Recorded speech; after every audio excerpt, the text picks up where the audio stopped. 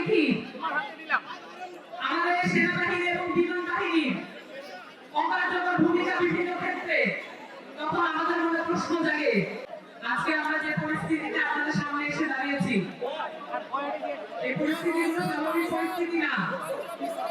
আমরা প্রত্যেকেই আমরা প্রত্যেকেই শোকাবহ রাত পার করেছি এবং আমাদের দেশ গড়তে দুই পদযাত্রা আজকে এই পর্যায়ে এসে শোকযাত্রায় পরিণত হয়েছে। প্রিয় জাতীয়বাসী, আপনারা জানেন আপনাদের মাটিতে কতজন মানুষ শহীদ হয়েছে এবং এই শহীদের মায়ের আত্মনাদ আপনারা সকলেই শুনেছেন এবং এখনো শুনে যাচ্ছেন। বাংলাদেশের এই উর্বর মাটি শহীদদের রক্তে রঞ্জিত। গত পরশুদিন মাইলস্টোন কলেজে যে শিশুরা নিহত হয়েছেন তারাও শহীদ মর্যাদা পাবেন বলে আশা করি।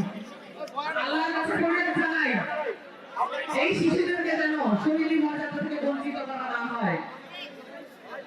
বাংলাদেশের সকল মানুষ এক মহাতাত্ত্বিক স্রোতে বহমান হচ্ছে। এই শোক স্রোত খুব কঠোর চলে যাবার নয়, কারণ আমরা যখন দেখি আমাদের সেনাবাহিনী এবং বিমান বাহিনীর অকার্যকর ভূমিকা বিভিন্ন ক্ষেত্রে, তখন আমাদের মনে প্রশ্ন জাগে এই বাহিনীকে আমাদেরকে নিজেদের করে গড়ে তুলতে হবে।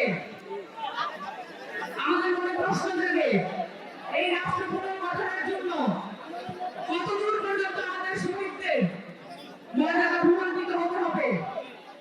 আমরা দেখতে পেয়েছি এই অন্তর্বর্তীকালীন সরকার জুলাই অভ্যুত্থানে 2000 শহীদের দায়িত্ব নেয় নাই, তাদের পরিবারের দায়িত্ব নেয় নাই।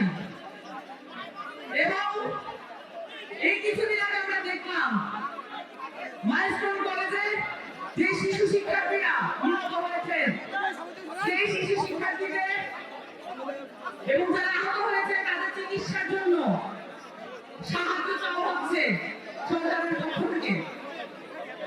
আমরা বিস্মিত হয়ে লক্ষ্য করি একটি অন্তর্বর্তীকালীন সরকার এমবাসি ব্যাকআপ নিয়ে নিজেদেরকে একটি নির্বাচনকালীন সরকারে পরিণত করেছে এবং এই সরকারে কোন ধরনের দায়বদ্ধতা নাই বাংলাদেশের জনগণের প্রতি।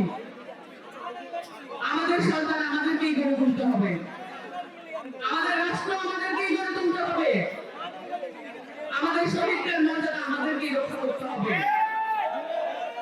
বাংলাদেশ রাষ্ট্রের বাংলাদেশের প্রত্যেকটি ইঞ্চি মাটি শহীদের রক্তে রঞ্জিত, এটা যেন আমরা ভুলে না যাই। এই সব যেন শক্তিতে রূপান্তরিত হয়, এই চেষ্টা আমাদেরকে চালিয়ে যেতে হবে এবং কোন ধরনের এমবাসি বেরোবে সরকার এটা আমাদেরকে কিছু ফিরে রাখতে পারবে না। আমাদের সরকার আমাদেরকে পুনর্নির্মাণ করতে হবে এবং আমাদেরকে এই রাষ্ট্র পুনর্গঠন করতে হবে। আমাদেরকে নতুন চাঁদপুর সহ পুরো বাংলাদেশের নতুন কাঠামো নির্মাণ করার জন্য ক্রমান্বয়ে সংগ্রাম চালিয়ে যেতে হবে। আপনাদের কাছ থেকে এই প্রতিজ্ঞা নেওয়ার ছিল, তাই শতভাগ অপেক্ষা করেও আপনাদের সামনে উপস্থিত হয়েছি। আপনারা আশা করি আমাদের যে সংগ্রাম আছে সেই সংগ্রামে আপনারাও একাত্ম বোধ করবেন এবং আপনারাও আমাদের সাথে থাকবেন। সকলকে ধন্যবাদ।